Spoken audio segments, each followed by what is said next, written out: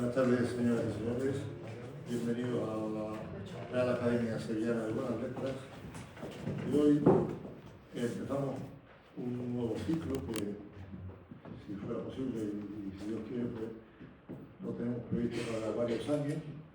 Está patrocinado por la Real Maestranza de Caballería de Sevilla. Nos acompaña el Marqués del Valle de Santiago en representación, y también con Jerónimo Guardiola. Y la idea de esta Real Academia con la Real Maestranza es empezar un ciclo donde se vaya haciendo glosa de distintos literatos nobles. En principio se había pensado en iniciarlo con el Marqués de Santillana, pero por razones de ser contemporáneo de la boda imperial y de Carlos V, pues se optó por Garcilaso de la Vega. El programa, que ya llevamos al teniente en su día en octubre, que nos acogió con mucho cariño y tanto los visos de una continuidad exitosa, lo ha realizado Eva Díaz como directora, que si lo tiene usted a mano, pues contempla claramente cuál es el objetivo de la jornada. Ahora le cederé la palabra. Por otra parte, quisiera hacer una especial mención del primer conferenciante, habida cuenta que es compañero de esta casa, académico de la Sevillana de Buenas Letras, que disertará sobre heredar el mérito. Y por eso quiero yo hablar un poquito, porque me he leído su libro y lo he disfrutado mucho. Y lo recomiendo especialmente porque es un estudio donde abarca no solo historia, sociología, filosofía e incluso derecho comparado. Y si alguien quiere, el bibliófilo, ya solo viendo la bibliografía que tiene al final ordenada, pues puede ya empezar a gozar de lo que es su contenido. Contenido que por otra parte no voy a destripar, pero la conclusión es un poco triste porque parece que estamos condenados a que el mérito se vaya diluyendo en nuestra sociedad. Pero como nos va a disertar él especialmente de este tema, pues gozaremos con su palabra. Tiene la palabra doña Eva. Muchas gracias, Pablo. Muchas gracias. Muchísimas gracias a la Real Maestranza de Caballería por colaborar con este ciclo, que tenemos muchísima ilusión. La verdad es que cuando lo planteamos recibimos rápidamente una complicidad.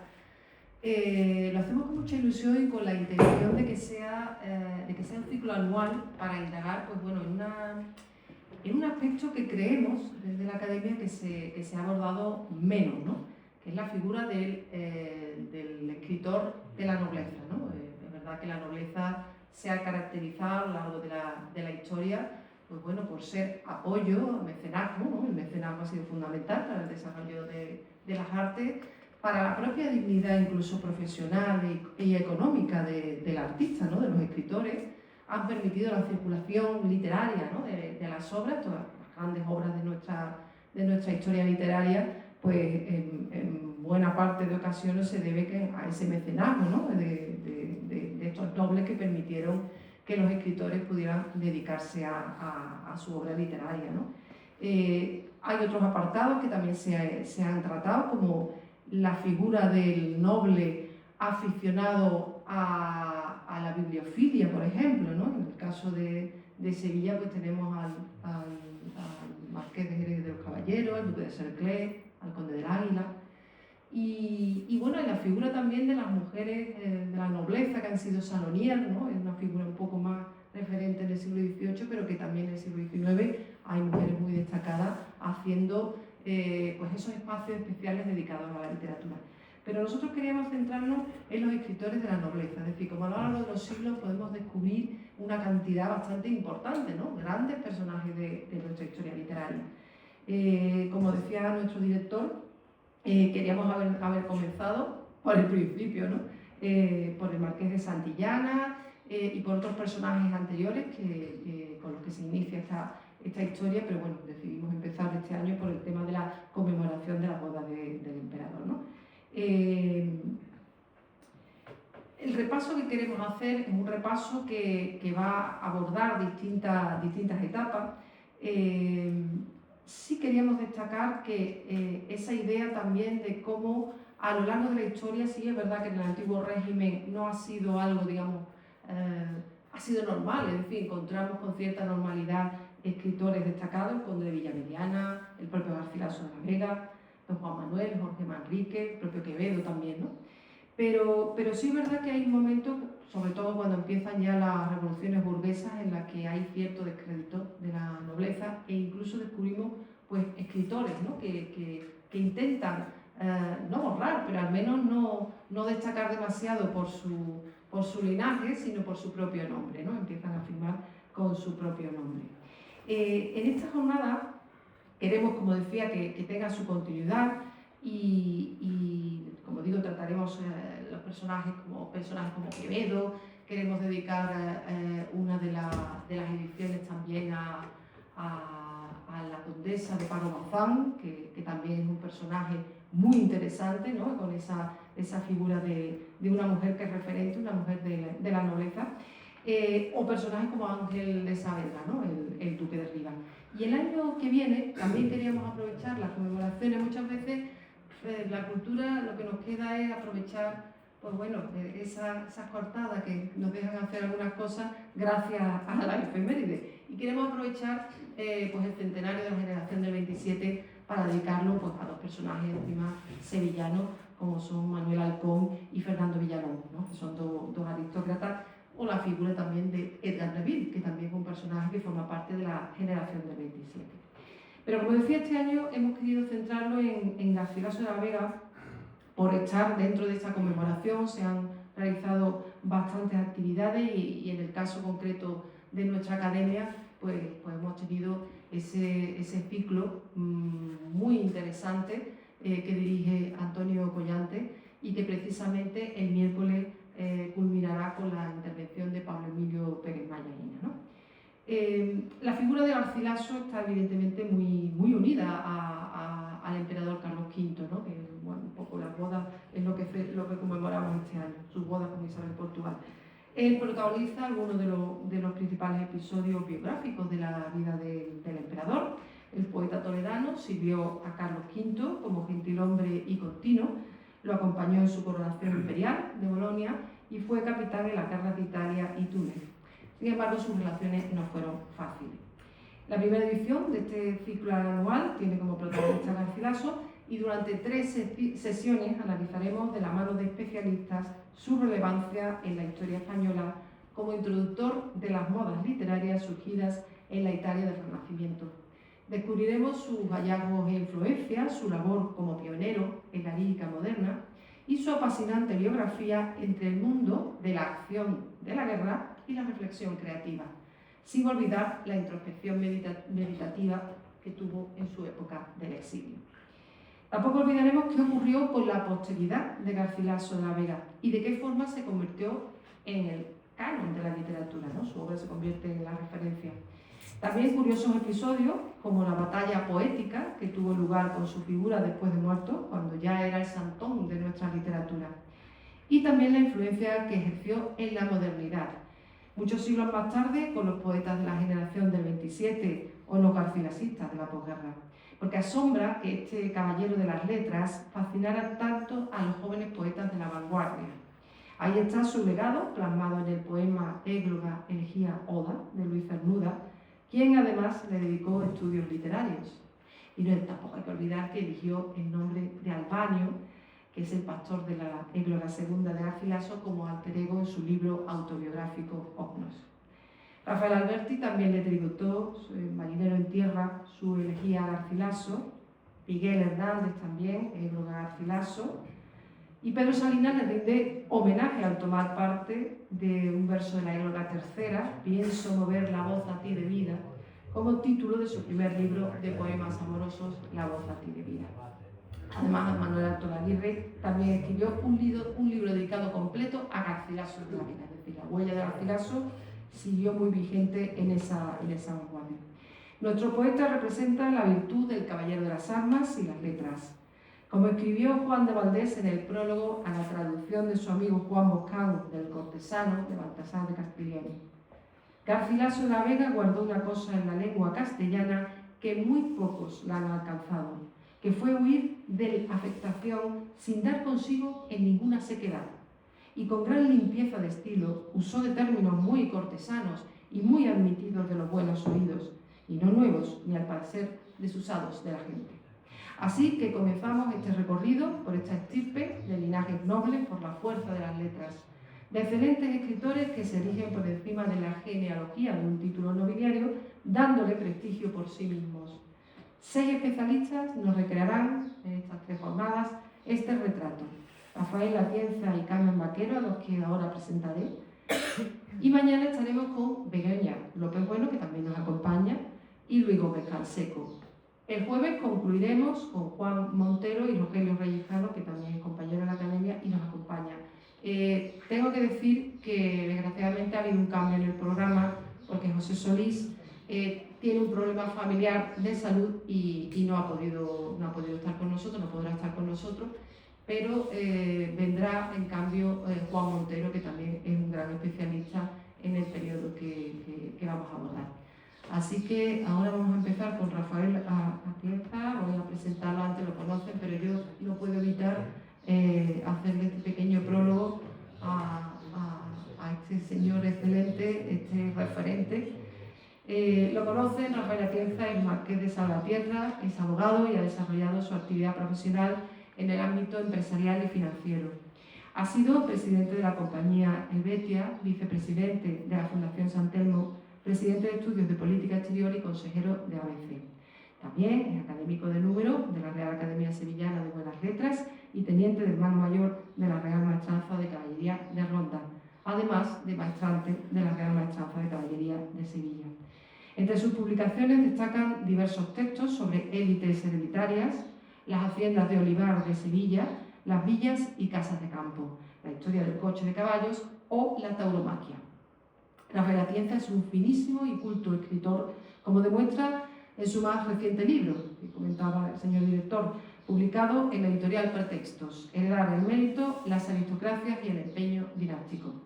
Se trata de un interesantísimo ensayo de sociología histórica en el que nos desvela el retrato de una clase, la nobleza, a lo largo de los siglos, siguiendo la evolución del concepto de honor desde su origen medieval hasta las nuevas formas de prestigio o notoriedad. Un libro en el que Rafael Atienza nos devuelve un acertado y oportuno recorrido que se basa en un nuevo discurso de la nobleza, planteado desde otra perspectiva.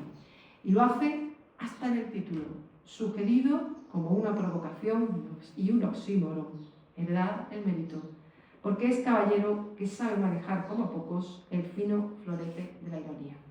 Él hará una introducción al tema de, no solo al tema de esta edición, sino en realidad al espíritu de lo que significan este ciclo, esta jornada. Así que cuando quieran, Rafael. Sí, oye, sí. Muchas gracias, Eva. Te ha faltado decir, son 30 euros. Muchas gracias por la publicidad. El título que ha puesto Eva, que ha pedido Eva para esta conferencia es Heredar el mérito, el noble intelectual. Efectivamente, Pepe Sintagma es obviamente un oxímoron. El noble intelectual me ha hecho dudar, porque el noble tiene 2 aspectos, lógicamente, la nobleza de sangre y la nobleza de carácter. Yo entiendo que se refiere a la nobleza de sangre, porque si no sería otro oxímoron. De modo que voy a aplicar la nobleza como nobleza de sangre en toda esta charla. Yo voy a hablar de la presencia de la nobleza en las artes y en las letras, que creo que es lo que ha hablado muy bien Eva anteriormente. Entonces, la primera pregunta ¿es mucha o es poca? Eva dice que es mucha, otros dirán que es poca, dado que ha sido una clase preponderante, con todo el saber, todo el conocimiento, toda la educación, todo el poder, y ha sido la clase modelo para todas las demás. Y sin embargo, yo creo que efectivamente, que de acuerdo con Eva, que son muchas, porque las dificultades del noble de los Austria para escribir o para pintar, por la costumbre que ahora explicaré, eran muchas. Entonces, yo voy a hablar, en primer lugar, de las condiciones de la nobleza de los Austria y de los Borbones y posteriores. que apara los que practiquen el arte de la pintura o de la literatura o de la música. En segundo lugar, voy a intentar definir los constructos intelectuales de los que se vale la nobleza para sobrevivir durante tanto tiempo y su efecto en los nobles que quieren ser escritores o pintores.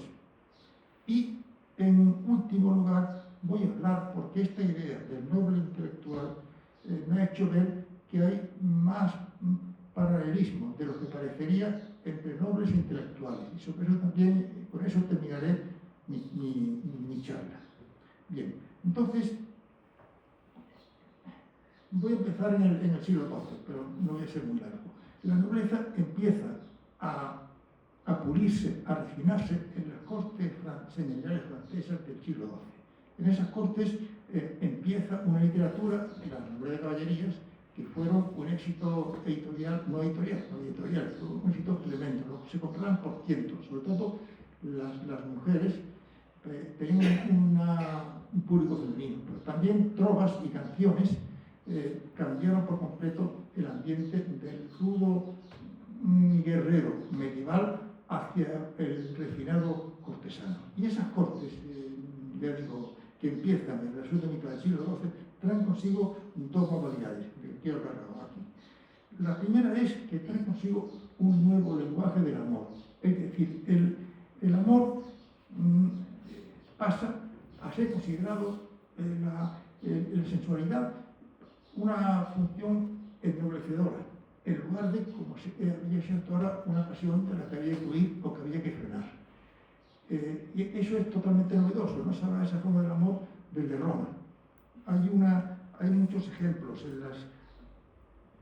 En las trovas se habla de que el sentimiento amoroso, perdón, esto no lo digo yo, con toda su cara sensual, se considera un valor ennoblecedor. Y hay dos trovas que voy a leer. Una trova dice textualmente que el amor no puede existir en el matrimonio, porque no se puede amar lo que se posee por derecho.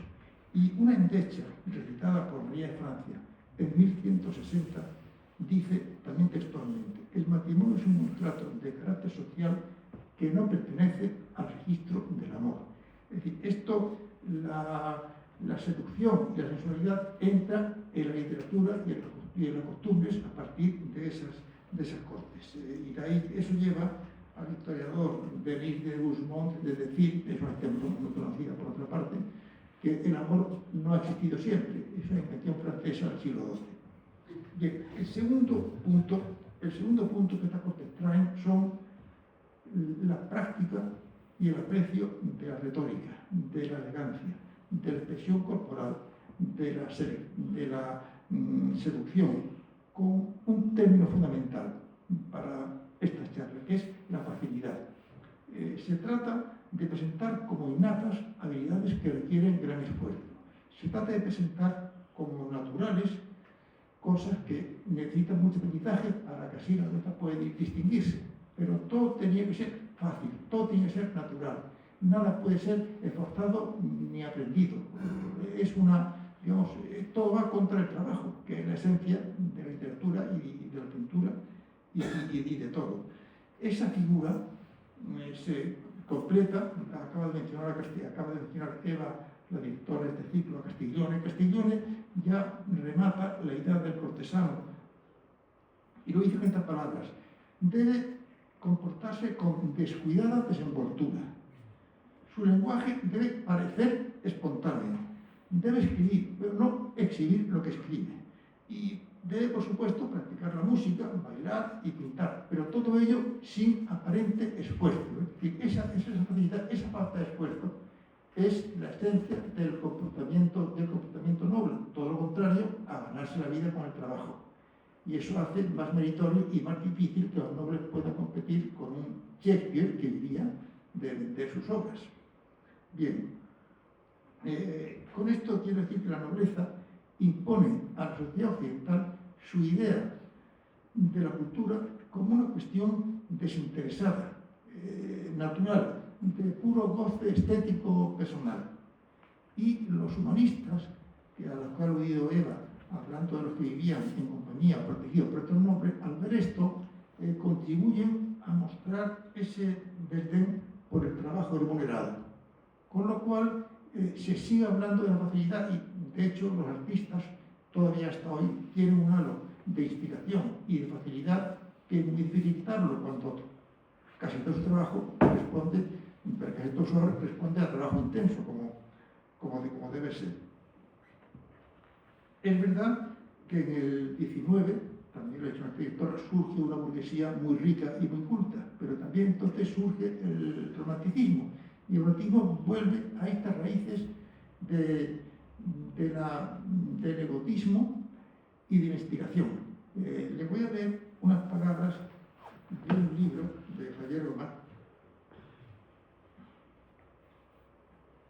que es un artículo que es lo contrario a lo que he explicado yo. El título se llama Ganarse la vida. Y el artículo dice: el imperativo de ganarse la vida ha carecido, desde el romanticismo a esta parte, de todo prestigio cultural y moral. Que el romanticismo ha alegado un error: comprender al artista según el modelo del genio. En consecuencia, el modo de ganarse la vida se le antoja a este sujeto moderno, artista genial en potencia, algo enojoso, indigno de él. Y termina diciendo: yo leería con avidez una historia de la cultura desde la perspectiva de cómo se ganaron la vida los poetas, pintores, dramaturgos, filósofos y músicos. Y termina diciendo que en sus biografías aparecen sus obras, sus secuelas, de dónde proceden, pero sería más importante para ellos saber efectivamente cómo se ganaban la vida. Pues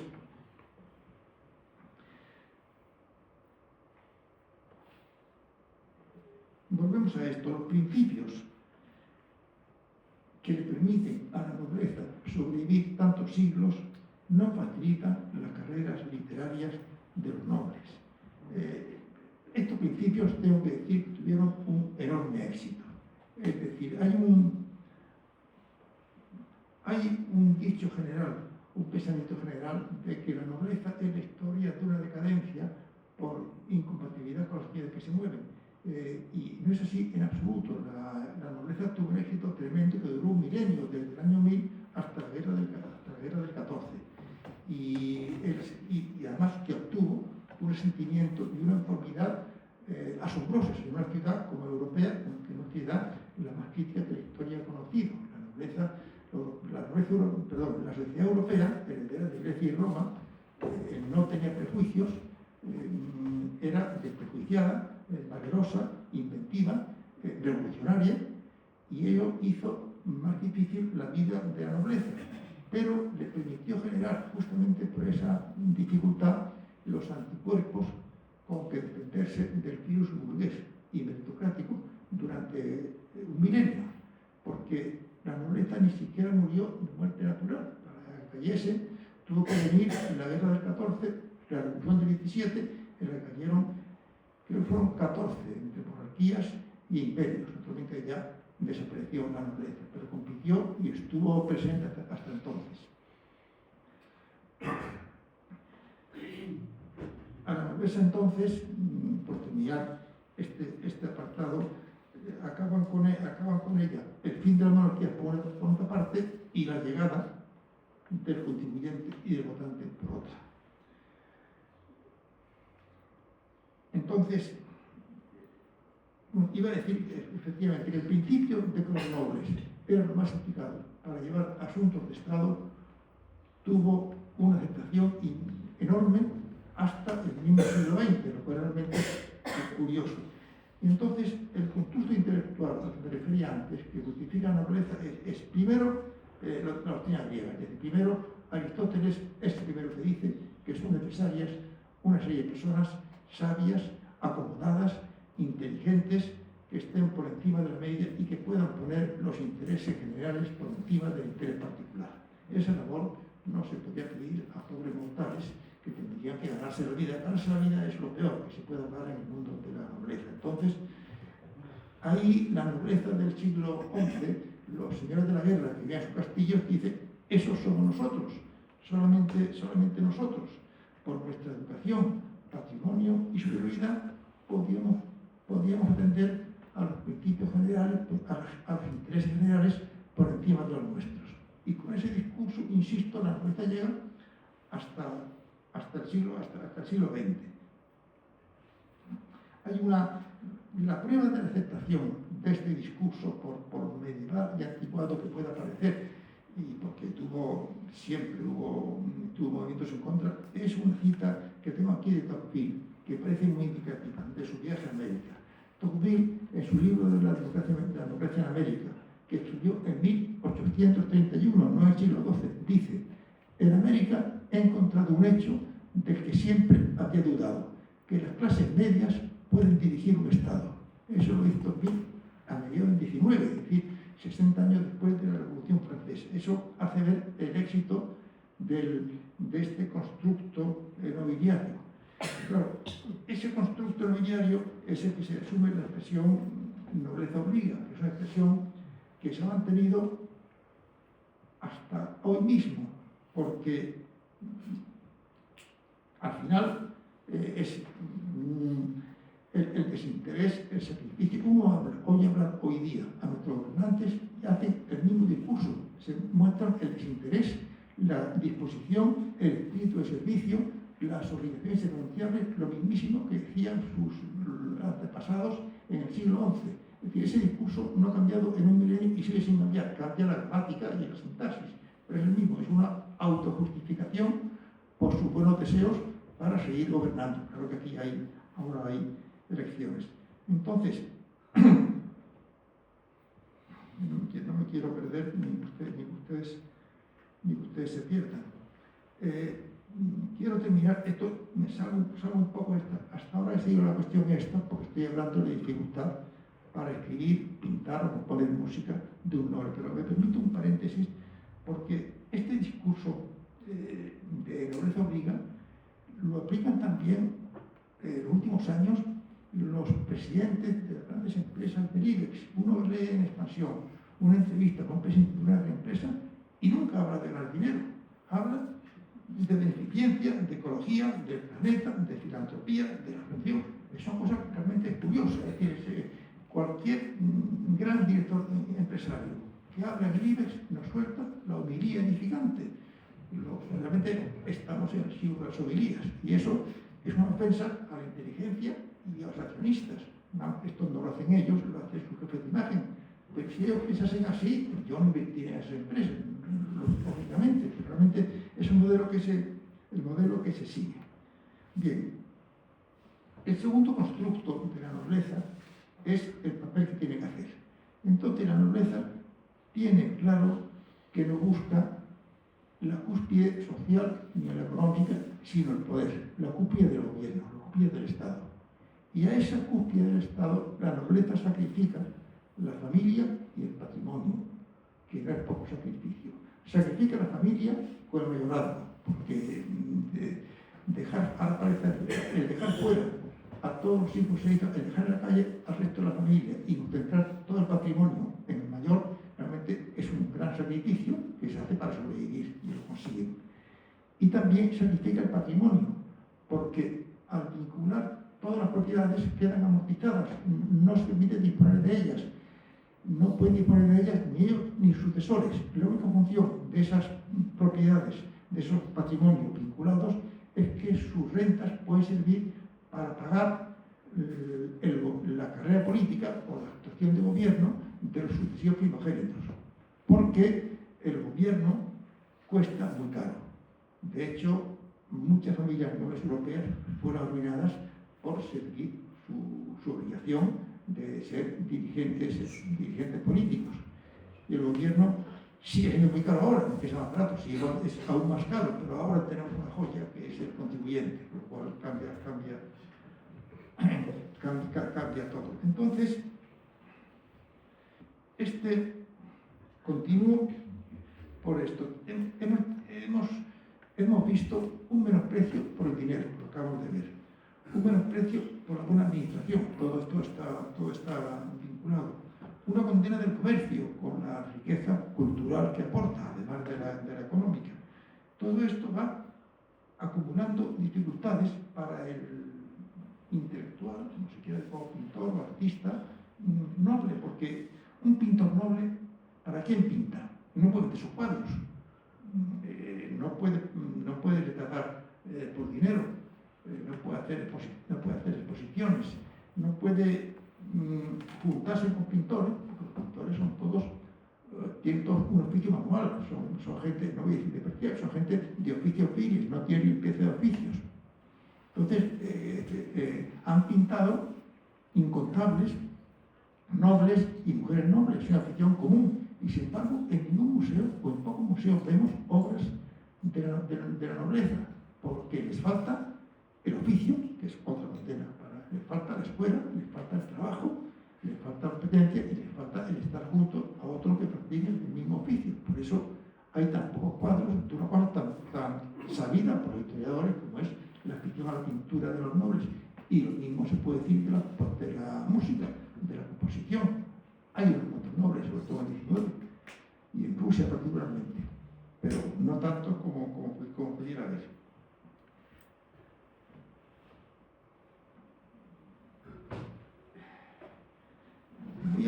Voy también a añadir aquí una cuestión.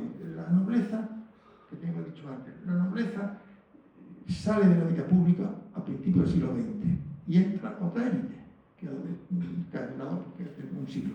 Pero esa élite cada vez, me permito decir, es menos cualificada, lo cual es particularmente grave, porque la obligación de toda élite es ser clase gobernante, es llevar la vida pública, la obligación y el placer, porque hacer cosas por tu país, por tu ciudad, es un placer y un orgullo. Y de hecho, siempre se encuentra gente que está dispuesta a sacrificar ingresos por la gobernanza, por dirigir tu país o tu ciudad. Pero esto, no ha habido nunca una élite que no quiera ser clase dirigente hasta ahora. Tony Judt publicó sus memorias en 1910, justo antes de morir. Era un judío de destacadísima inteligencia que juntos con otros niños destacadísimos de familias humildes fueron a Cambridge o a Oxford a juntarse con las familias tradicionales. Es la primera jornada de niños de familias humildes que por su inteligencia entran en esas universidades. Y cuenta en sus memorias que él puede decir que de su clase, de que entraron en él, nadie pensaba en levantar un patrimonio ni en ganar dinero. Todos querían entrar en el gobierno, en la diplomacia, en lo público, en el periodismo, escribir, hacer memorias, hacer historia, todos. Y sin embargo, solamente 20 años más tarde, todo su curso, el Trinity College de Cambridge, todo este curso, lo que entran es en la banca, en las finanzas y en la abogacía. Todo el mundo quiere el dinero y nadie quiere entrar al público. Y eso lo comenta con mucho dolor y es particularmente grave. El decreto de lo público es realmente gravísimo. Hay voluntarios, quiero decir, yo lo he dicho antes, estoy seguro, y además lo conozco, hay mucha gente que sacrificaría ingresos y carrera y comodidad y intimidad por ejercer el poder que es una ambición placentera y buena, pero los partidos cierran ante los buenos currículos y eso pues tiene poco remedio. Y para colmo, por terminar con este subcapítulo, hay una expresión cada vez más frecuente en los políticos. Ustedes han visto en algún periódico, algún otro político dice de vez en cuando: yo no soy un político profesional. ¿Pueden ustedes imaginarse un fontanero, un ingeniero de caminos o un médico que diga que no es un profesional? ¿Hay algún campo en el que profesional sea un término denigratorio? Solamente en el campo de la delincuencia, carterista profesional, estafador profesional. El que en la política esté en ese campo me parece una cosa particularmente grave. Yo les aseguro, por la salud de mis hijos, que estoy intentando seguir un hilo, no estoy divariando, seguir un hilo con el inicio para terminar con lo que ha dicho la directora de este curso, pero me tienen que dejar que diga antes los antecedentes, ¿no? Que les ruego que permanezcan en sus asientos. Hemos hablado de facilidad frente al trabajo, del menosprecio del dinero y del comercio, pero también otro punto negativo para estos nobles cultos es la limpieza de oficios. La limpieza de oficios que se anuló solamente a finales del 18, se exigía en muchísimos lugares para entrar. Y entonces los oficios manuales eran oficios pibes que no se deberían ejercer, eran oficios manuales, vamos, aquí pongo unos cuantos: pintor, por supuesto, platero, prestamista, tendero, procurador público, negociante, bolsista. Entonces, la nobleza que quería ser limpio de oficios, les pasaba un poco como a esos mandarines chinos, que tenían unas uñas rarísimas, solamente para hacer ver que ellos no podían hacer nada. Y una de esas uñas era demostrar que solo tenían pensamiento, no podían trabajar en nada.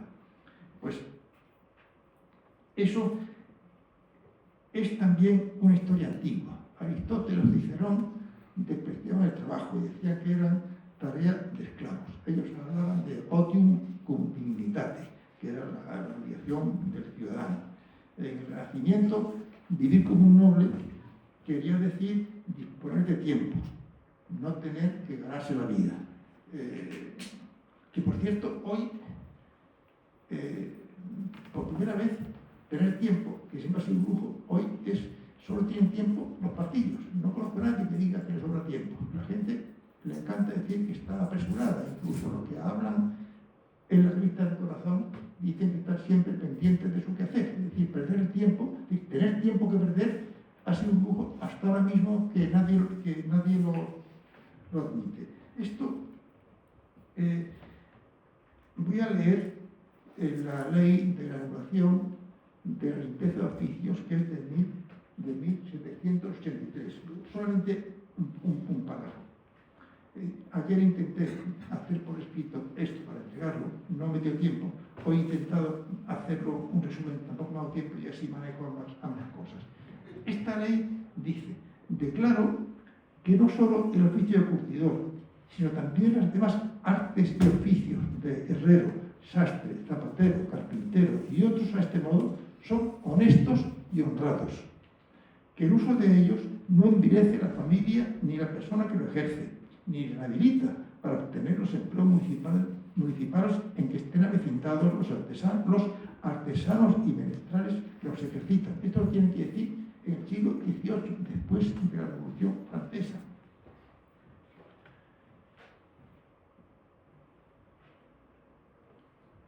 Entonces, el caso voy a decir unas palabras, un ejemplo muy bueno, es el caso de Velázquez. Felipe IV quería que Velázquez vistiese la ley de Santiago, pero le costó mucho porque se ponía al norte de Santiago, porque Velázquez, como todos ustedes saben, era un pintor y por tanto era su oficio, no se podía meter porque tenía su oficio.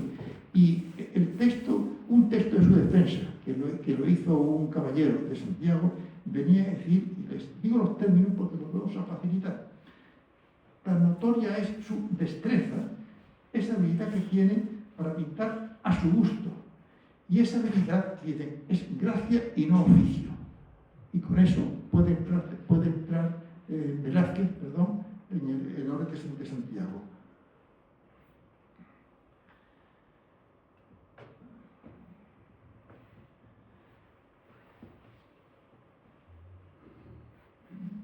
Voy a terminar ya con los oficios y la limpieza, con un detalle más. Tras la limpieza de sangre, tras la regulación de la limpieza de sangre, los oficios no por eso tienen el mismo prestigio. Unos son más prestigiosos que otros, pero en todo caso cambian a velocidad de vértigo. Por ejemplo, en la Inglaterra victoriana no podían ser invitadas a las casas gentes dedicadas a las artes o a la escena.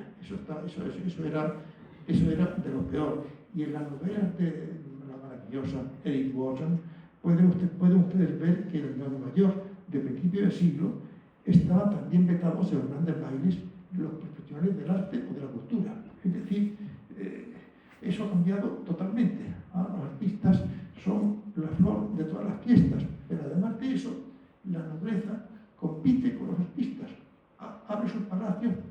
visiten, se convierten en entertainers, es decir, eso sí que es revolucionario. Cobrar por divertir a otros o por entretener siempre ha sido una cosa que parece poco elegante, pero la nobleza, como tiene palacios, sabe decir y habla idiomas, lo hace y vive de ello y se ha adaptado inmediatamente en los últimos 20 años.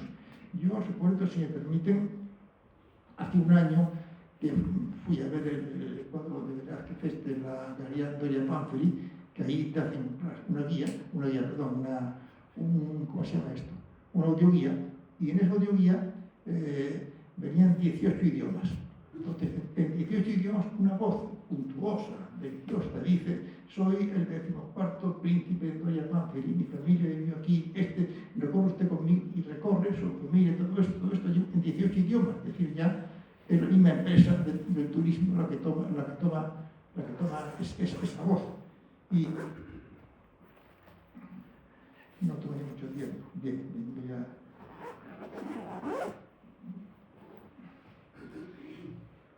Entonces, ya digo, la novedad es que todos los palacios, las ganaderías bravas, las bodegas, las bibliotecas privadas y las casas, todo se abre al público y los nobles se convierten en guías políglotas, compitiendo con los entretenedores, con los entertainers que antes expulsaba de sus casas.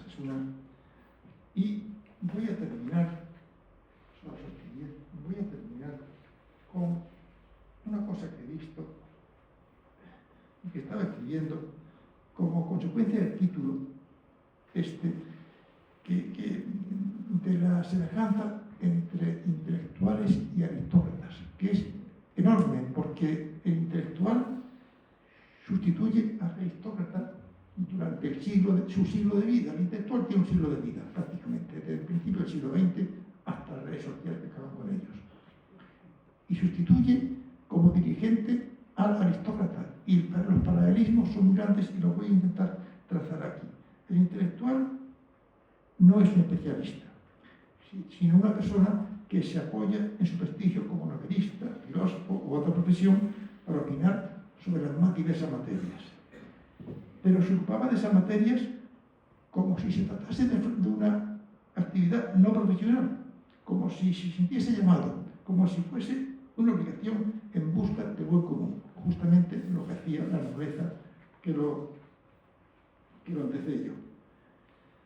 Como la antigua nobleza se defendía corporativamente, no predicando con el ejemplo, y se sentía por encima de las pequeñas obligaciones pequeño-burguesas que exigía en cambio a quien lo leían. Como la antigua nobleza hacía continuo ademán de desinterés y de prendimiento, mientras que no permitía restricción alguna en sus actividades.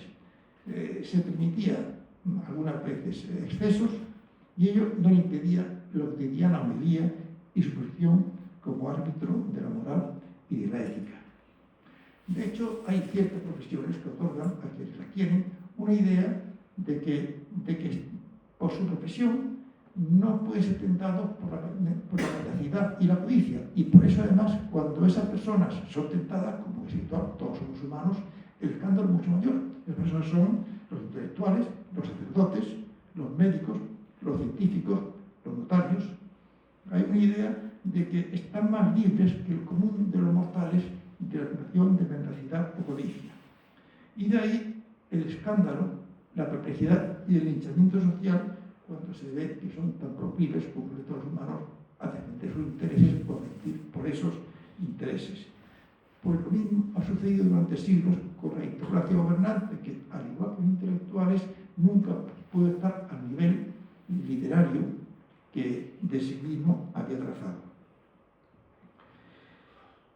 También coinciden el intelectual y el aristócrata en su relación con el dinero. Comparten esa frecuente aversión a quienes simplemente saben cómo ganar dinero.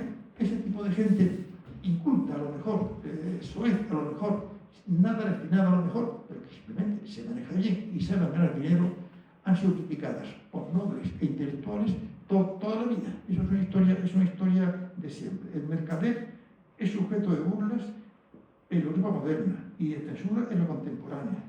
Y aún hoy el nuevo mercadear tiene una cosa negativa. Bueno, ¿qué vamos a decir de este Víctor Aldama, que está todo el día en la televisión? Y entonces Víctor Aldama, para maltratarlo, toda la prensa dice el comisionista. Miren ustedes, todas las redes que trabajan a comisión, ¿qué tiene en particular? ¿Por qué comisionista es una cosa denigratoria?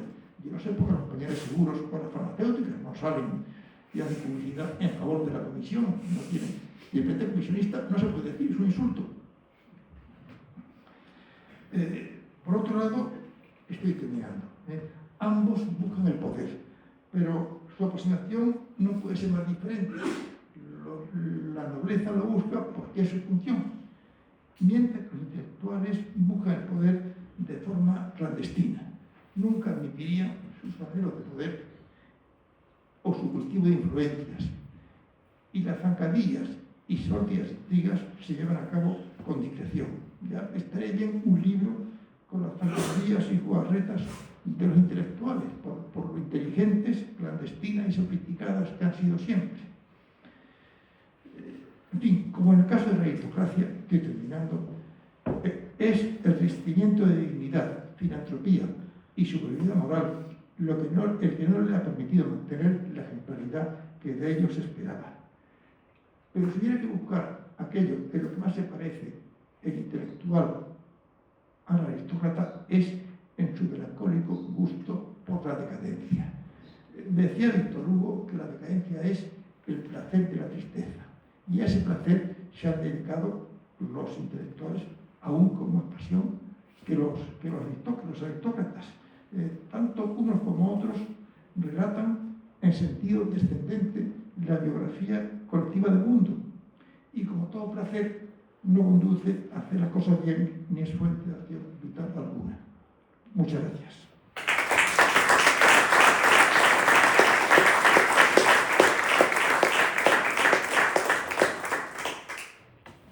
Muchas gracias, Rafael.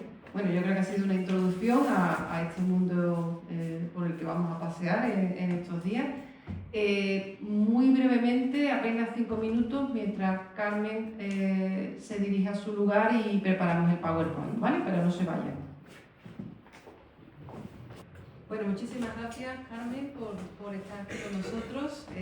Ya viene de Toledo, así que ha hecho un esfuerzo mayor por estar aquí. Lo que pasa es que yo sé que está encantada por estar en Sevilla. La presento muy brevemente. Carmen Vaquero Serrano nació en Toledo y es doctora en Filología Hispánica por la Universidad Autónoma de Madrid y catedrática de Lengua y Literatura de Enseñanzas Medias. De hecho, cuenta con el premio Clara Delgado Valero por su destacada y generosa labor como investigadora y como docente durante toda su vida profesional. Además, es autora de múltiples investigaciones sobre personajes y linajes genealógicos toledanos, así como de diversos estudios sobre la historia literaria y los humanistas del Toledo del siglo XVI. Ella, además, es la responsable de un libro que ya hizo fortuna hace algunos años, Garcilaso, poeta del amor, caballero de la guerra, publicado por Espasa Calpe.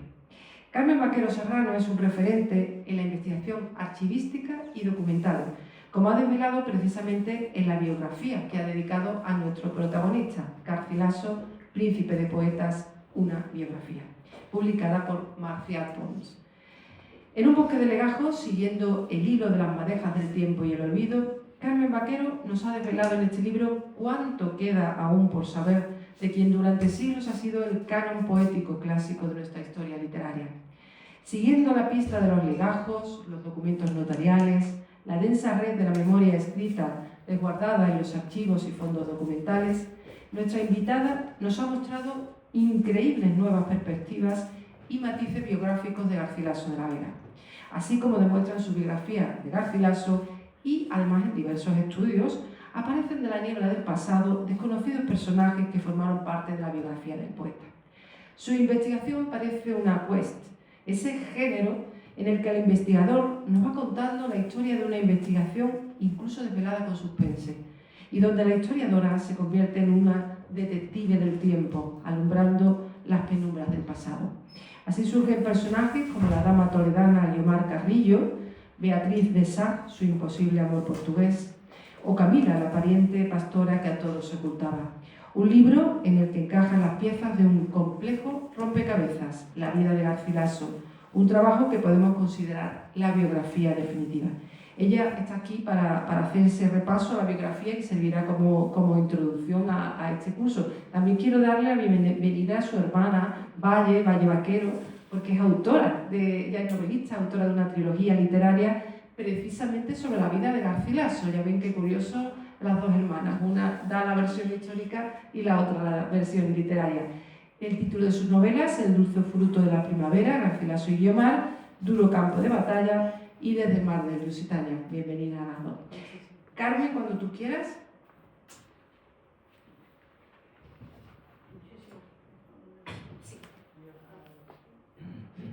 Muchísimas gracias, Eva, muchísimas gracias a la Real Maestranza y a la Real Academia Sevillana de Buenas Letras.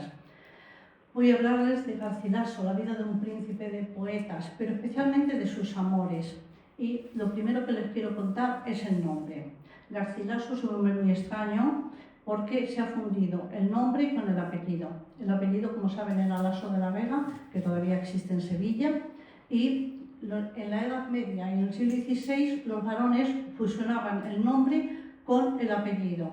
De ahí él se llamaba García y de apellido Laso, pero nunca aparece como García, aparece rara vez, siempre como Garcilaso. Le pasa igual a Peribáñez y el comendador de Ocaña. Peribáñez no es es Pedro Ibáñez, pero como Pedro se decía Per, se juntaba con el apellido y daba Peribáñez. Pedrarias Dávila, Hernanda Álvarez, es decir, en las mujeres no se daban, pero sí en los hombres, que el nombre y el apellido se fusionaban y se ponían juntos. Garcilaso siempre firma, lo tienen como con dos S, como se escribía entonces, aunque hoy lo simplificamos con una.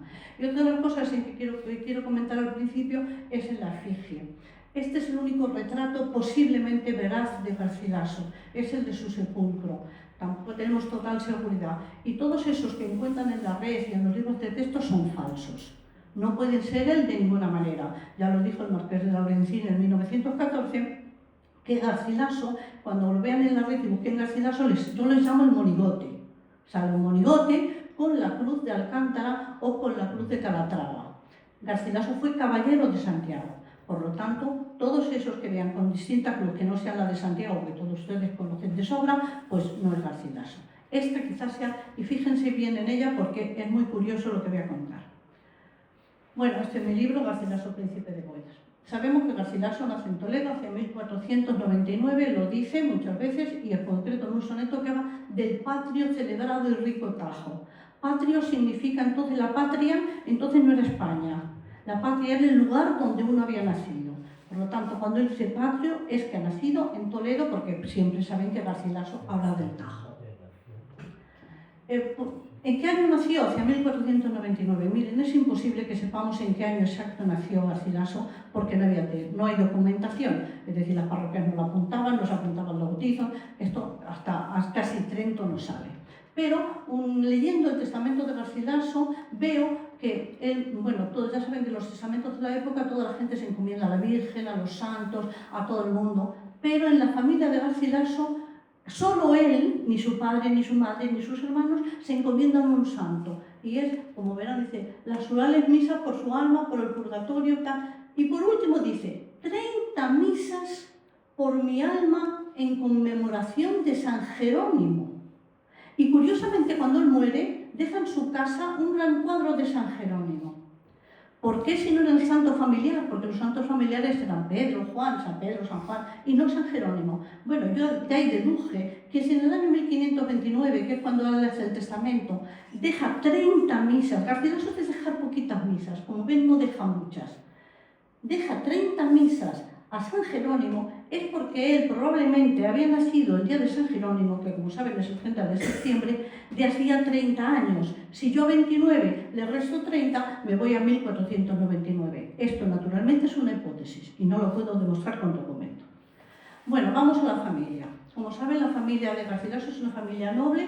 Empiezo por arriba, su abuelo Pedro de Guzmán y su madre María de Rivera. Otra cosa que les quiero explicar es que en el siglo XVI cada cual se ponía los apellidos que le daba la gana. Bueno, en el XVII lo mismo.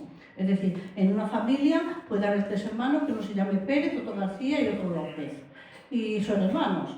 Y puede darse, por ejemplo, en el caso de María Pacheco, que 3 hermanas se llamen María. Porque salió una niña, le ponían María. Nació otra niña, le volvían a poner María. Y nació la tercera niña, otra vez María. ¿Para qué se iban a molestar? María, hija mía, estaba en duda.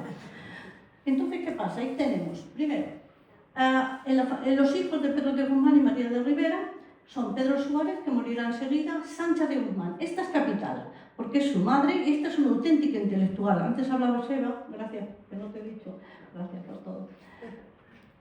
Las intelectuales, había muchísimas mujeres intelectuales en el 16. Esta mujer deja en su herencia hasta Erasmo, leía a Erasmo de Rotterdam y bueno, muchos más. Santa de Guzmán es señora de Batres, es noble, tiene un castillo, tiene muchas propiedades y ella misma tiene un pueblecito, ahora lo sabrá. Se llama señora de Batres. Se casa con Garcilaso, padre, bueno, en la familia de Garcilaso hay 200 Garcilasos. El abuelo Garcilaso, el padre Garcilaso, el tío Garcilaso, el hijo del poeta Garcilaso. Es muy difícil la investigación porque como todos se llaman igual, porque les diré que las familias del 16 con 5 o 6 nombres lo arreglaban. Y en la familia de Garcilaso o se llamaban Pedrolas o se llamaban Garcilaso, todos se llamaban igual. Bien. ¿Por qué vamos a distinguir al padre? Porque el padre es el único Garcilaso de la Vega que fue comendador mayor de León de la Orden de Santiago. La Orden de Santiago fundamental para él también, y él fue comendador mayor de León. Bueno, la única hermana que tenía Sancha de Guzmán era María de Rivera, muy importante para nuestra historia. Era su hermana pequeña y se había casado muy jovencita con un gran personaje toledano que era un comunero. Será comunero, pero un comunero de los grandes jefes toledanos de la comunidad, también noble, que se llamaba Hernando Dávalos. Morirá en el año 1533. Bien, Garcilaso, el padre y Santa de Guzmán tuvieron muchos hijos. Solo he destacado Elvira de la Vega porque me interesa por aquí, porque terminó por aquí, por Sevilla.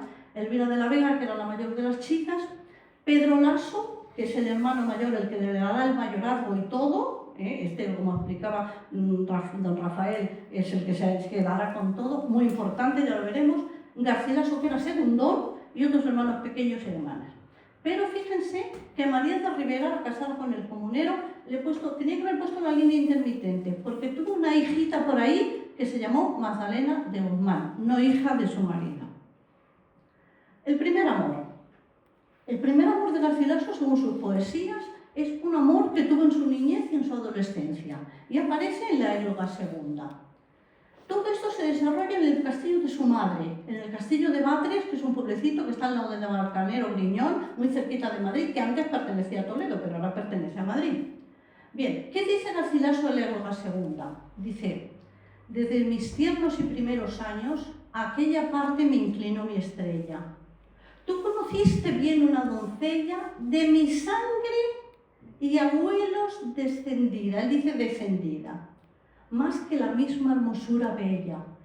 En su verde niñez, siendo ofrecida por montes y por selvas a Diana, esto quiere decir que le iban a hacer monja, cualquiera caza a entrambos agradaba. Saben que el gran deporte de los nobles en esta época, bueno, en la época de los Austrias, todos los retratos de Baltasar Carlos son con la escopeta y el perro, o sea que están siempre cazando, era el gran deporte. Diana, que como sabemos es la diosa de las vírgenes y de la caza. Vamos a ver, ¿qué dice Garcilaso? Dice: yo, que desde la noche a la mañana vine con ella en tal domestiqueza, que de ella a un punto no sabía apartarme. Iba de una hora en otra la estrecheza haciéndose mayor, acompañada de un amor sano y lleno de pureza. O sea que ella empezó como un amor maravilloso, sano. Aquesta tan sencilla y tan pura amistad quiso mi hado en diferente especie convertilla, en un amor tan fuerte y tan sobrado, y en un desasosiego no creíble, tal que no me conozco de trocado.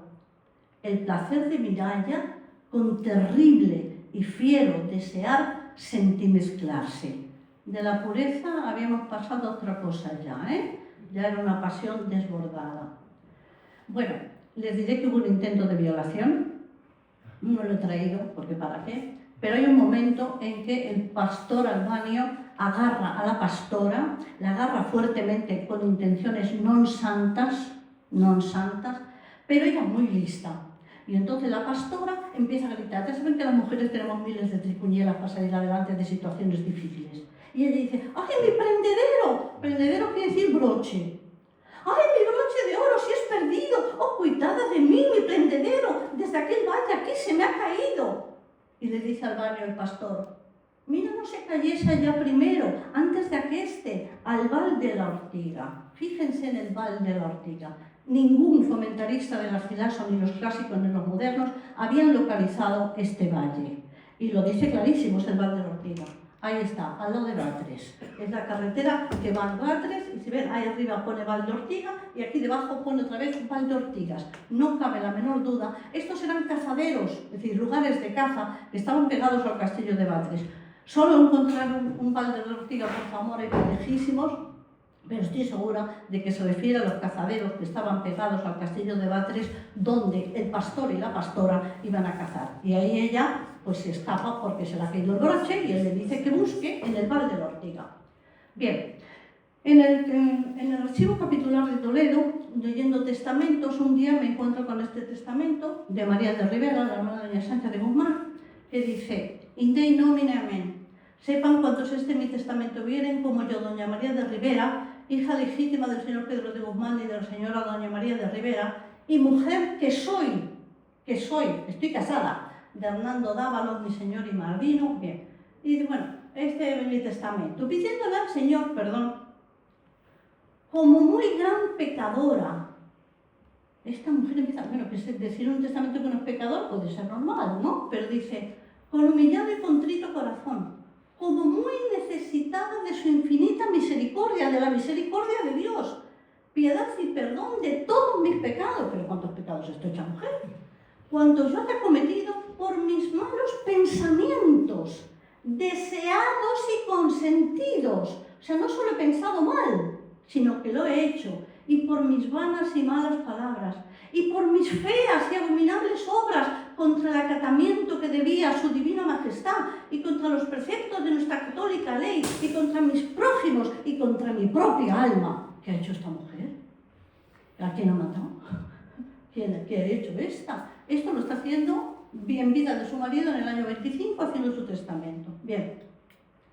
Y en ese mismo testamento deja mucho dinero al monasterio de Santo Domingo el Real. Piensen que la familia de doña Sancha de Guzmán estaban emparentadas con Santo Domingo de Guzmán. Por eso en la familia se repetirá mucho también lo del Domingo de Guzmán. Y en Toledo tenemos este gran monasterio, el Monasterio Real de Santo Domingo. Y María de Rivera deja mucho dinero a este monasterio.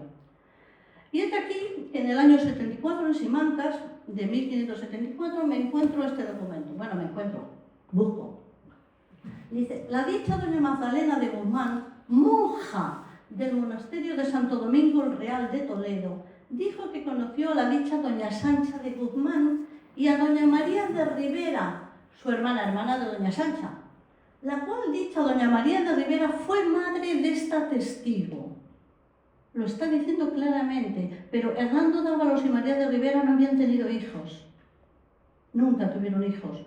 Y esta monja del año 74, dice que es hija de María. De ahí vienen los pecados y lo pecadora que era la señora. Bien. A la última pregunta dijo que lo que tiene dicho es la verdad y que es de edad de 70 años. En el 74, lo había nacido en el 4. Luego era un poquito más chiquitita que Garcilaso.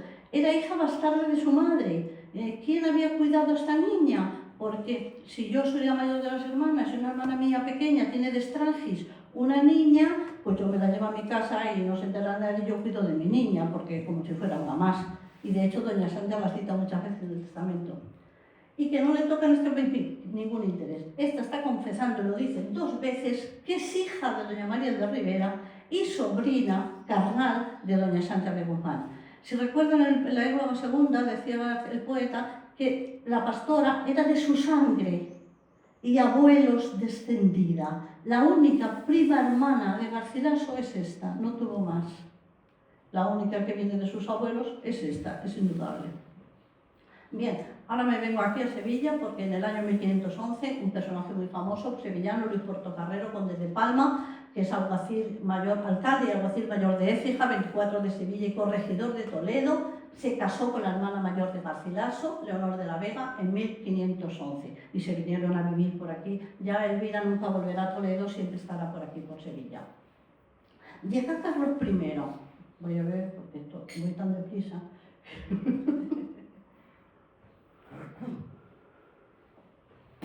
Bueno, como fíjense bien en el aspecto de Carlos I, porque es muy importante incluso lo del pelo. Fíjense que lleva el pelito por aquí, ¿verdad? Eso es muy interesante. Bueno, Carlos I llega a España en 1517 y se organiza la de Dios.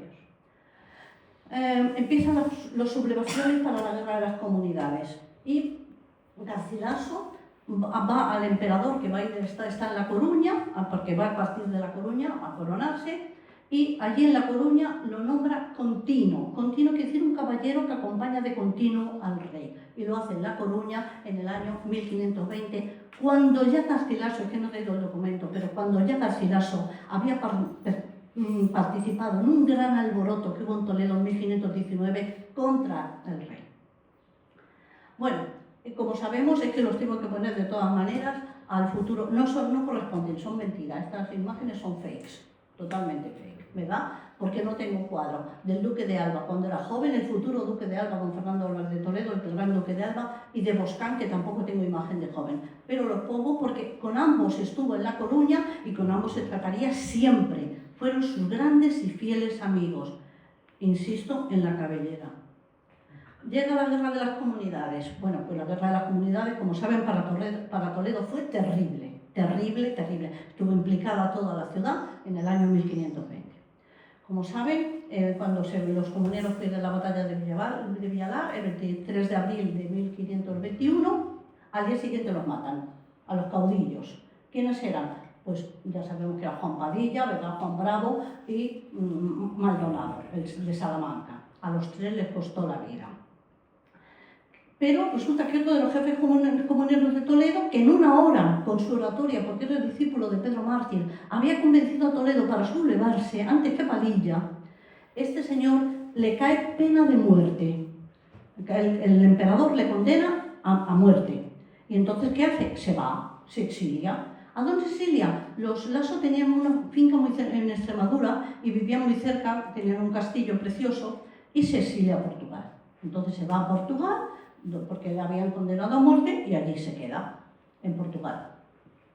Garcilaso, cuando ya han sido derrotados los comuneros en Villalar, ya derrotados, abandona Toledo, sale de Toledo, que estaba sitiada, y entonces se pasa al bando de los realistas, al bando del emperador, y en un pueblito al lado de Toledo, que se llama Leal del Rey, lo hieren en la cara. Es una de las primeras heridas que tenemos constancia. Vamos al segundo amor, que es la pastora Galatea. Este amor ya no es de niñez, es en su mocedad. Y aparece en la égloga primera, con la pastora Galatea y el pastor Salicio. Sabíamos de hace mucho tiempo que Garcilaso había tenido un hijo extramatrimonial. Casi todos los caballeros tenían hijos extramatrimoniales.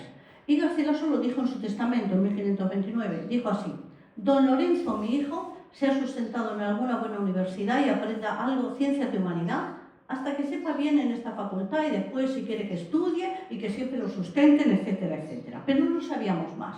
Ya el marqués de Lorenzín, que era listísimo, anticipó que este muchacho se iba a llamar Lorenzo Suárez de Figueroa, porque los Lasso estaban emparentados con los Suárez de Figueroa, y siempre que te ponían Lorenzo, te apellidabas Suárez de Figueroa infaliblemente. Igual que si te llamabas García, te llamabas Lasso de la Vega.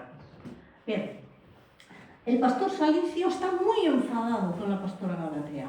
Yo esta le llamo la mala de la película. Esta es la mala. Muy guapa, pero mala. Y le dice, ha estado muy enamorado de ella, ha vivido muy bien con ella, pero ella lo ha dejado. Y le dice, tu dulce habla, en cuya oreja suena.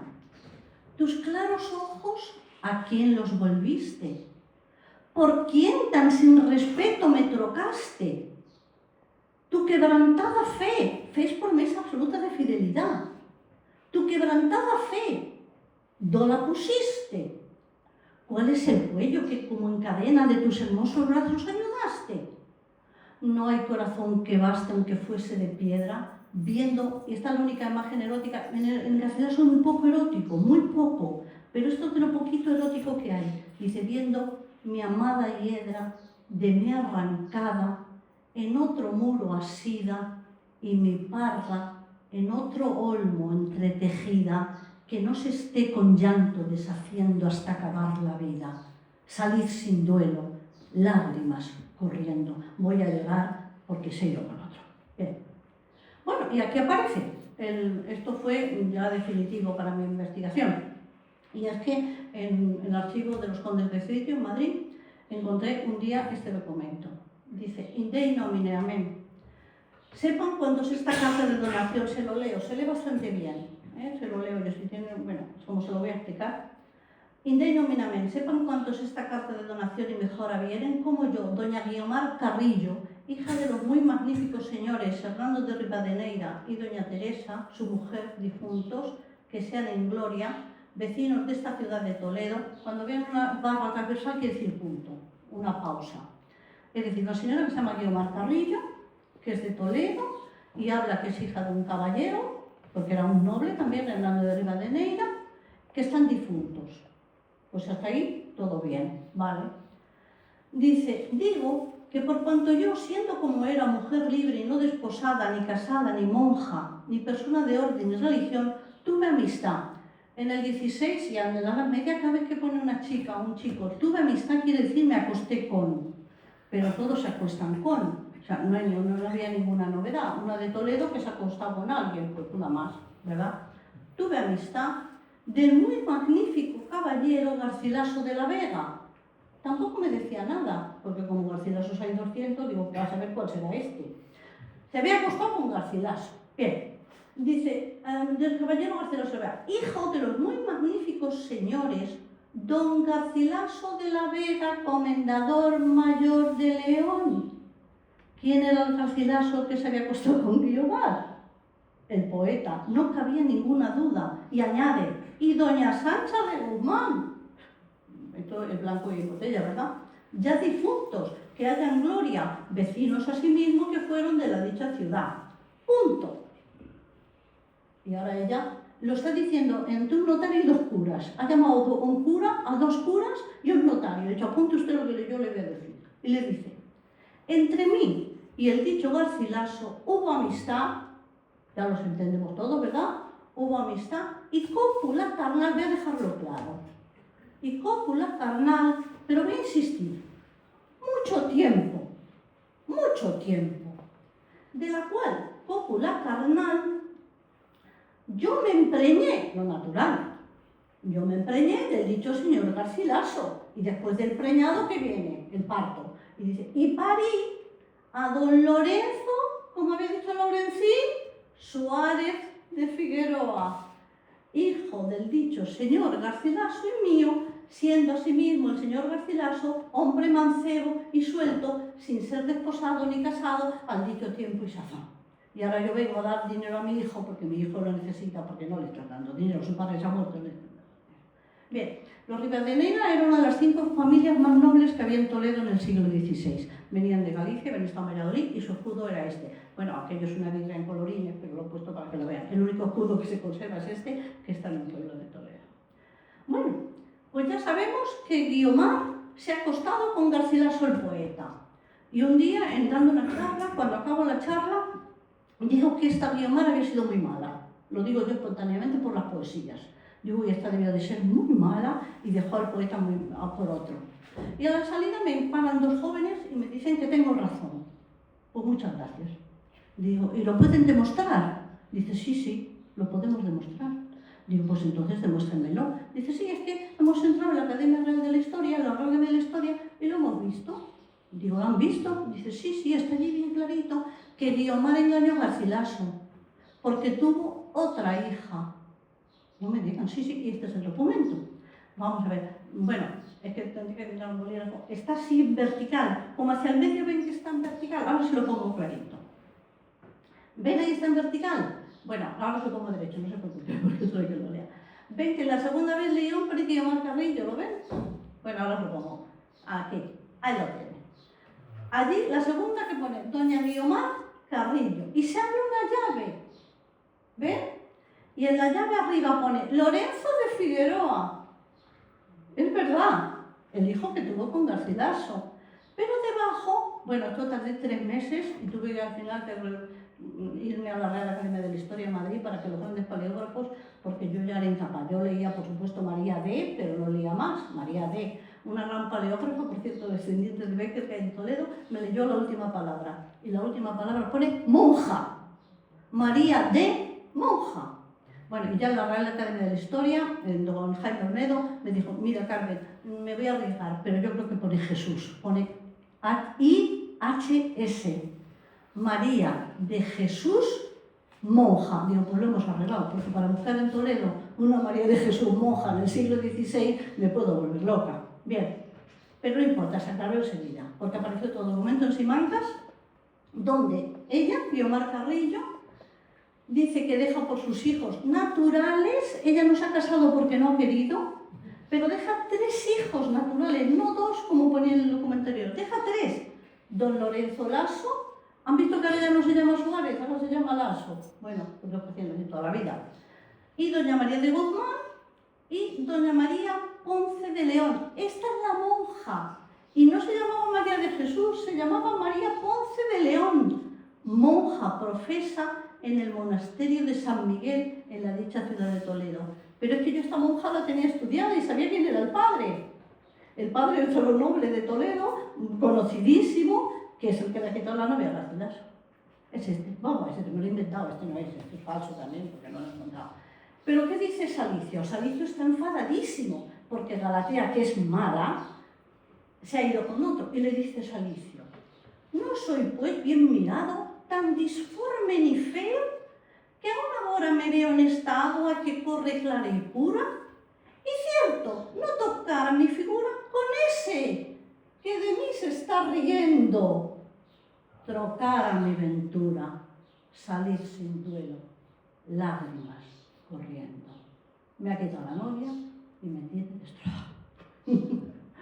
Bueno, como saben, Garcilaso luego llegó a ser caballero de Santiago, se ordenó en Pamplona en el año 23, un episodio muy bonito, en San Agustín. Está la placa, está la placa. Y en el año 25 se casa con una noble que era dama de doña Leonor de Austria, de la hermana de Carlos V. Se casa con ella, ella le sobrevivirá hasta el año 63 y tendrá todos estos hijos con ella. Garcilaso de la Vega, el mayor, que muere inmediatamente, Íñigo de Zúñiga, que después se cambia el nombre y pasa a llamarse, ¿cómo no?, Garcilaso de la Vega, otro Garcilaso de la Vega. Pedro de Guzmán, que es el tercero, que se hace dominico, se va a Salamanca, cambia su nombre. ¿Cómo? ¿Por qué lo va a cambiar? Pues Fray Domingo de Guzmán. Y atentos, este fue el competidor de Fray Luis de León. Fray Luis de León por los agustinos y él por los dominicos. Y según dicen la mala lengua, San Fray Luis de León no lo ganó muy limpiamente. La cuarta es una niña, la única, la que se vendrá también para Andalucía. ¿Para qué? Para Sevilla. Doña Sancha de Guzmán, que nació en el 1531. Y el último que también morirá después de Garcilaso, pero jovencito, Francisco de la Vega. Bueno, ahora voy a las bodas. Pedro Lasso, el hermano de Garcilaso, se casó 3 veces. La primera con una noble de la familia Mendoza, María de Mendoza, que estaba bien en las comunidades, pero muere en 1522. Y después se casa con 2 portuguesas hermanas. La primera Beatriz de Sá y la segunda Isabel de Sá. Y Garcilaso ya sabemos que está casado ya con Elena de Zúñiga. Esta dama era burgalesa, ella era burgalesa de la corte. Bien, Pedro Lasso sigue exiliado en Portugal. Y hay un texto que parece que un hermano suyo ha ido a verlo y que probablemente fuera Garcilaso. Y dice, se hablaba de casar, estaba en Portugal en la corte, dice, se hablaba de casarse con una dama y tenía consigo un hermano suyo. Luego ya era viudo de la primera mujer, de la Mendoza, y estaba pensando en casarse. Efectivamente, se casa. Dirán ustedes que por qué cuento esto, porque ya verán qué lío. Pedro Lasso se casa en Elvas, está documentado, el 5 de febrero de 1526. ¿Cuándo es esto? Cuando la emperatriz Isabel está viniendo a Sevilla para casarse con Carlos V. Están viniendo aquí, ella era dama de la corte, pero antes de que él cruce a España, se queda en Portugal, en La Raya, en Elvas, y allí se casan en la iglesia de Santo Domingo, ¿cómo no? El 5 de febrero de 1526. Vamos con la mala portuguesa, que es el tercer amor del que voy a hablar. Hay más, pero solo voy a hablar de 3. Esta aparece en la égloga primera, es la pastora Elisa, y aparece en la égloga primera y en la égloga tercera. Era bellísima, falso también, pero he puesto una guapa portuguesa. Una guapa portuguesa, su escudo, porque era una familia noble, y que en la sala de Versoix, en el Palacio de Sintra, está su escudo también. No se ve bien, pero ahí está su escudo, el escudo de los Sá. ¿De dónde había nacido esta chica? Esta chica venía de la isla de San Miguel, en las Azores. De ahí venía, de Punta Delgada. Saben que la capital de la isla de San Miguel es Punta Delgada. Y la isla de los Azores, como saben, es una belleza, llena de lagos preciosos, volcánicos, todos, y una isla preciosa. Bien. En el año 16, en Portugal, a esta mujer la cantan 25 poetas. 25. Y dicen de ella, se lo traduzco al español, el autor de García Resende, del Cancioneiro General, dice, de otra hermosa mujer que allí nació en una isla, no digo más sino ser una grande maravilla. Otro, ven que arriba Simón de Sousa, la señora doña Beatriz de Sá, es a ella. Dice, quien quisiera sanar el mal que de otra mujer tuviera, vea la que yo dijera, que es Beatriz. Otro, fíjense, don Francisco Lobo, les he puesto el juego porque allí juegan los últimos versos con Elesa, Elesa, Elesa, que luego dará el Elisa nuestro. Más poetas, todo traducido. Dice, para quien ojos tuviera, oh mujeres, ¡qué mujer! Véngame mal sobre mal, véngame lo que viniera, venga por esta mujer.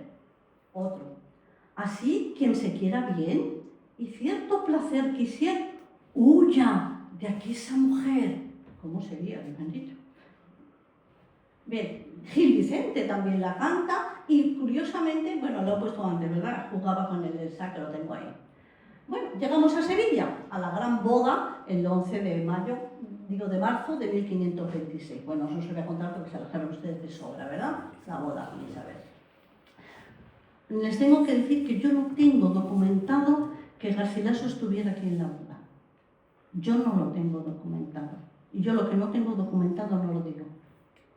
Pero sí tengo documentado esto, que el 15 de abril estaban aquí todos los nobles. Estaba el conde de Albadelliste, el conde de Orgaz, don Fernando de Toledo, su íntimo amigo, el que será duque de Alba, el duque de Alba Viejo, el otro hermano de don Diego de Toledo. Es decir, toda la casa de Alba sí estaba en Sevilla el 15 de abril. Saben que hubo un tiempo ahí que no hubo fiestas porque murió una hermana del emperador, ¿verdad? La reina de Dinamarca.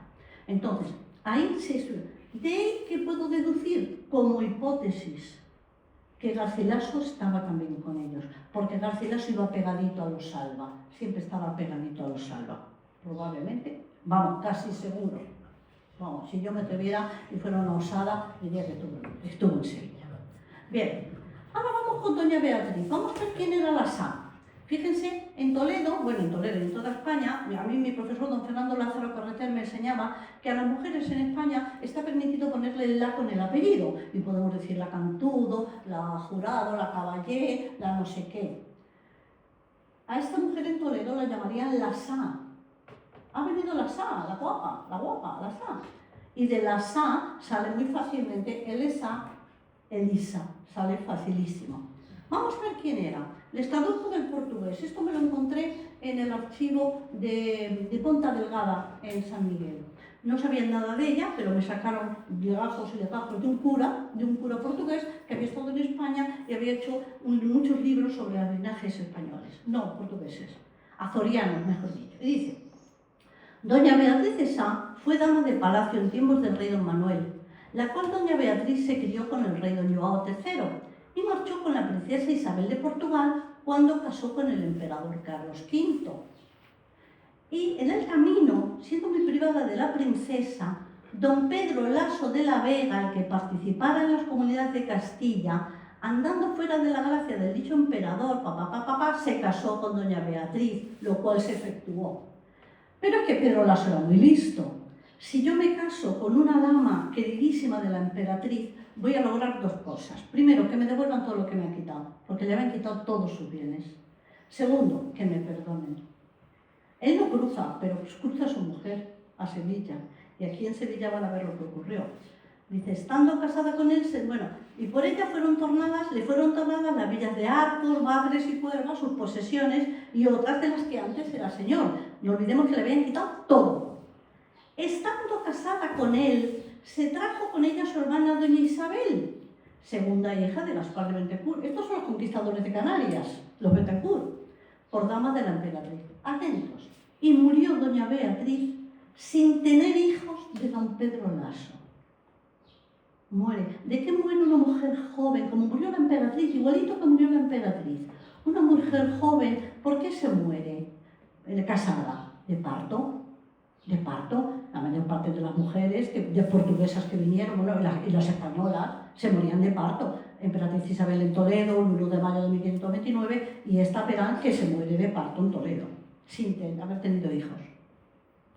Bien, más, el mismo señor dice, en la frase destacada en portugués porque me hizo mucha gracia, el cura dice de esta Beatriz de Ságueda, a máis fermosa muller que echou en Portugal, la más hermosa mujer que había en Portugal.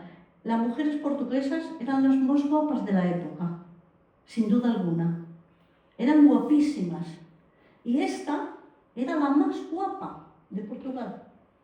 La más guapa, la que se casa. Gaspar de Bettencourt tenía una hija de nombre Beatriz, que dicen ser la más hermosa mujer que se halló en Portugal. Era dama de la reina, marchó a Castilla con la emperatriz, donde casó con Pedro Laso. Es mentira, no casaron en Castilla, se casaron en Elvas, como está demostrado. Y mandó ir de esta isla doña Isabel, su hermana. Y ahí tienen el texto del cura manuscrito, porque se conservan manuscritos. El más cultuoso, este sacerdote lo dejó todo escrito.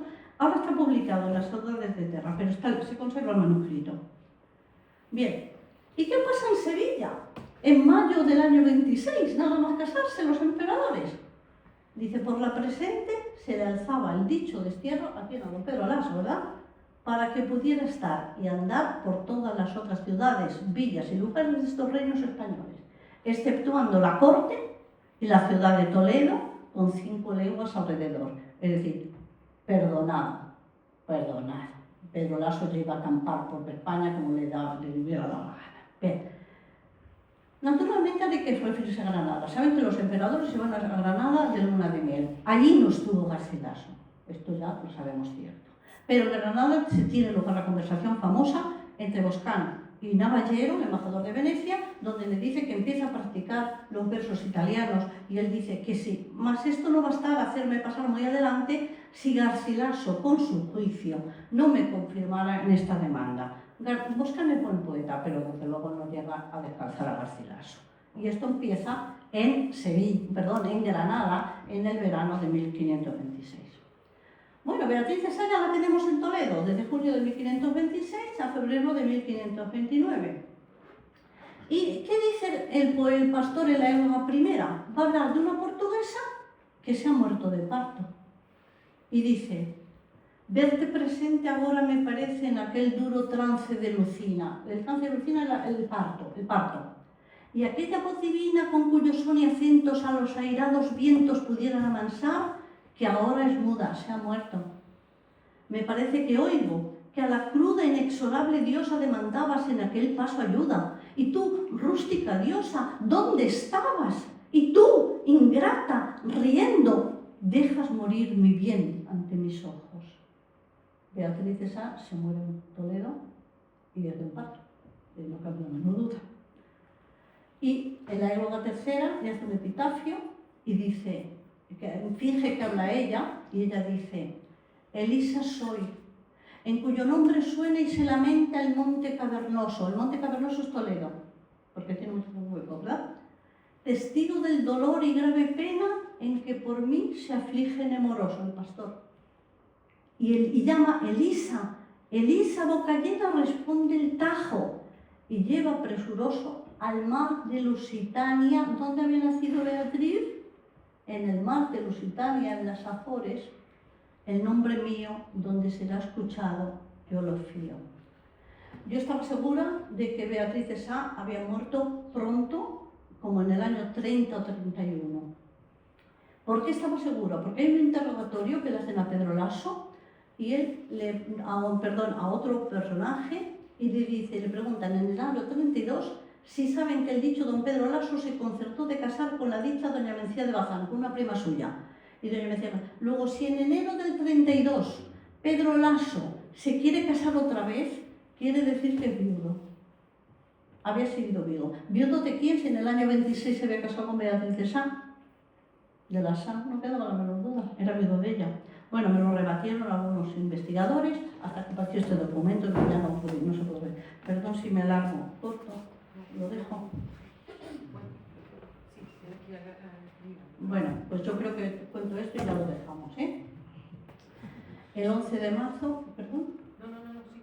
Bueno, en el archivo de la Torre de Tombo, en Lisboa, apareció esta carta escrita por la emperatriz Isabel a su hermano Juan III, João III, y le dice: por otras, muy poderoso, muy alto, muy poderoso señor, por otras 1000 letras que los días pasados escribió vuestra Alteza, habrá entendido la voluntad y deseo que tengo de hacer merced a doña Isabel de Sá, que reside en acompañamiento y servicio de la ilustrísima infanta doña María, mi muy cara y muy amada hija, y como yo la recibiría de vuestra Alteza, en que le proveyese de ciertas cosas que vacaron, es decir, que se han quedado libres, por muerte de doña Beatriz de Sá, su hermana. Y aún tengo, por cierto, Beatriz se ha muerto y la emperatriz, que quiere mucho a las Sás porque se las ha traído de Portugal, quiere que todos los beneficios que tenía Beatriz pasen ahora a Isabel. Y esto está escrito en Madrid el 11 de marzo de 1530. Luego Beatriz de Sá había muerto antes que Garcilaso, porque Garcilaso no morirá hasta el año 1566. Lo dejo aquí porque hay que contar esto, no me da tiempo. Muchas gracias.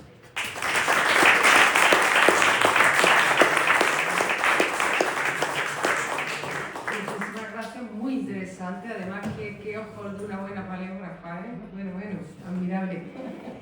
Muchísimas gracias por el esfuerzo de concreción y resumen, pero bueno, ha resultado muy interesante y ha desvelado muchas cosas de la inspiración poética de poeta. Bueno, les emplazo mañana a las 7:30 y estarán Begoña López Bueno y Luis López Canseco y hablaremos sobre algunas cosas más de Garcilaso. Muchas gracias.